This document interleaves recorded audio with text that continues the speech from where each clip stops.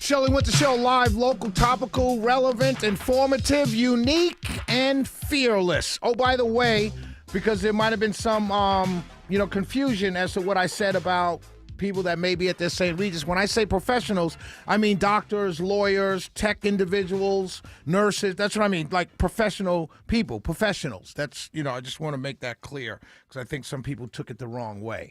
404-872-0750, 1-800-WSB-TALK. Thanks, John, from McDonough, for making sure I cleared that up. I appreciate that.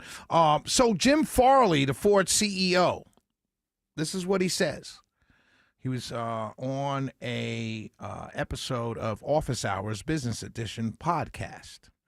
And he said Ford has been unable to fill some 5,000 openings for mechanics, despite them offering a salary of $120,000 per year. His quote, "We're in trouble in our country. We're not talking about this enough.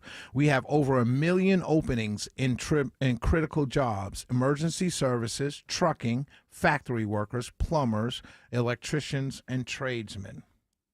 It's a very serious thing." And he said, "We do not have trade schools." He fumed. That's what it says. "We're not investing in educating a next generation of people like my grandfather, who had nothing, who built a middle-class life and a future for his family." This ties into what the president said the other day. Where are you going to get the people? And they said it takes 5 years. It takes about 5 years to learn the skills needed to pull a diesel engine out of a Ford Super Duty truck. And the country isn't training enough people to do it. This is the Ford CEO, Jim Farley, saying we just don't have the people to do these jobs. It's a real thing. And if you don't have the people to do these jobs, and the jobs have to get done, then what happens? You have to bring them in from another country if they have the skill set. You can't argue with the president's statement, and you can't argue with the CEO of Ford, who's telling you he has 5,000 openings for mechanics that pay $120,000 a year. Can't jump up and scream and get rid of everybody. Don't have no more H-1B visas. Get rid of everybody. Oh my God, everybody's got to go. And then you have nobody to do the work, and then the entire thing collapses in on itself. This is the Ford CEO telling you this. This is not Shelley. It's not the president. This is not some dude, some podcaster. He knows. 5,000 jobs at $120,000 a year for a mechanic at Ford, and he can't fill the positions because they don't have the manpower. It's not that nobody wants to work for $120,000 a year. They don't have the people with the skill sets because we failed them in our educational system. We got a whole bunch of people either want to be activists or podcasters or influencers. So we have. We don't have a bunch of kids coming out that want to work with their hands. And the ones that do, there's too few of them. This is a problem. We're dying from inside. Literally, we're killing ourselves. And the people that would do these jobs, we want to get rid of them because they don't look like us. Read between the lines of what I just said. That's a good idea. That's a really good idea. Now, you heard that story. Let's talk about the tech sell-off today. I remember years ago I came out of school and I got my first job, 1987. Fall of 1987, got my first job at Young and Rubicam, an ad agency, one of the largest ad agencies in the world, global, multinational ad agency. They had offices everywhere. I was so happy. I went to interview and got a call a couple days later, and I got the job. And I went to training. They had like 2 days of training, simple stuff. Signing up for health care, getting your ID badge, that kind of stuff. Well, it might not even have been 2 days. Might have been just one day. filling out all your paperwork, learning the building. They took you on a tour of all the different departments. And you had your nice crisp shirt on and tie, and you're all excited because you're out of college and you're getting your first job, and everything you've dreamed of is about to begin. And I'll never forget that October-ish, around that October-ish, I'll never forget. We had a kid that worked with us who had just graduated, and he was in the market. He had gotten this job, but he really was a Wall Street guy, but he had gotten this job. And, he was always in the market. And in like that Friday, the market started going down, and he was panicking. I'll never forget that Friday afternoon at lunch. He was looking, there were no cell phones back then, but his phone was ringing off the hook, and he was on his phone. We're all thinking he's working, but he was on his phone with his broker. And he's, hanging up, he's sweating, he's all pacing and everything. That was on Friday. That Monday, the whole thing came crashing down. Same thing happened in 2007. It all started on a Friday. Everybody went home, and on Monday, it all came crashing down. Today, on Friday, there was a huge tech sell-off because J.P. Morgan Bank put out there saying basically AI can't make the money. All this money is being invested in AI and data centers and all these things, and there's no way you can make it back. There's a huge tech sell-off today. What's going to happen on Monday? I'm no expert, but I know this. I've been here before. 44872-0750, 1-800-WSB Talk. 65 years ago, ladies and gentlemen, Ruby Bridges. At 6 years old, 65 years ago today, November 14th, 1960, Ruby Bridges, at 6 years old, was the first African-American to integrate an all-white elementary school in New Orleans in the South. She's the first person, 1960. I bring this up only because it happened on this day 65 years ago. But I bring it up also to tell you also, she had to be escorted to school as a 6-year-old by U.S. Marshals. Think about that. One lone little girl had to be escorted to school by U.S. Marshals because the people didn't want their little kids to be in school with this little black girl.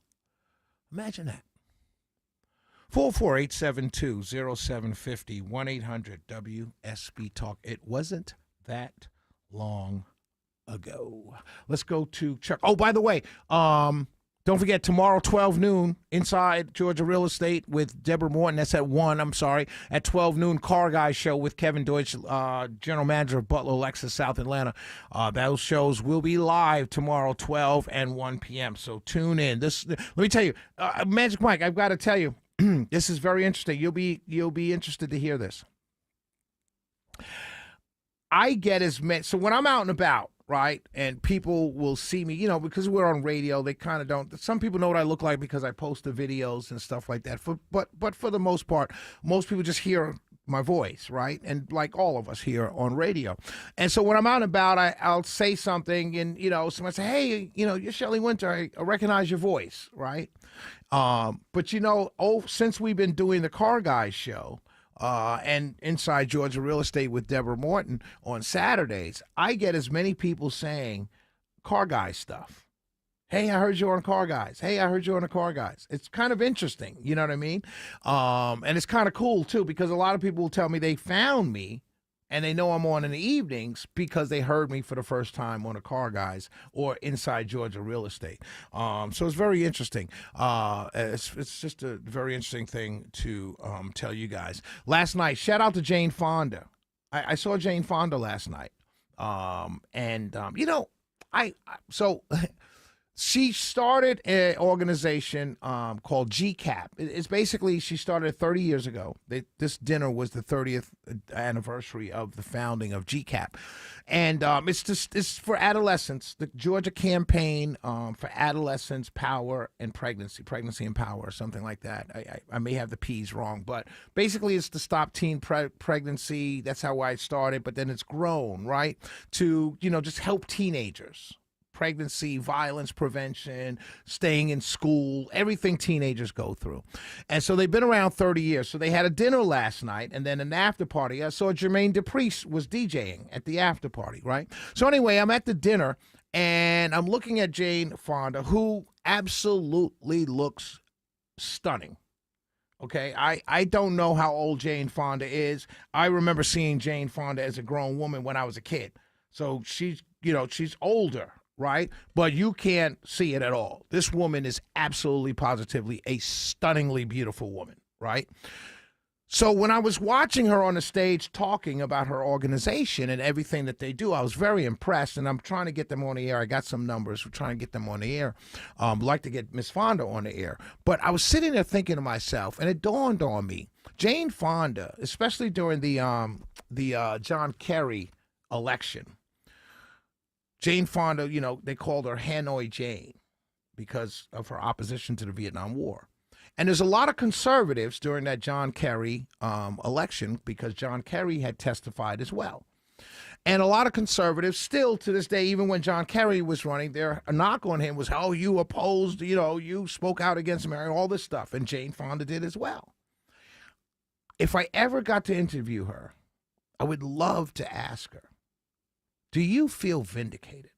All that we've learned about the Vietnam War, the wasted bloodshed, the wasted resources, the money, everything, the lies that the government told, everything that we've learned to this point now in 2025, and we've learned it several years ago, but everything we've learned about the lies that the government told, right?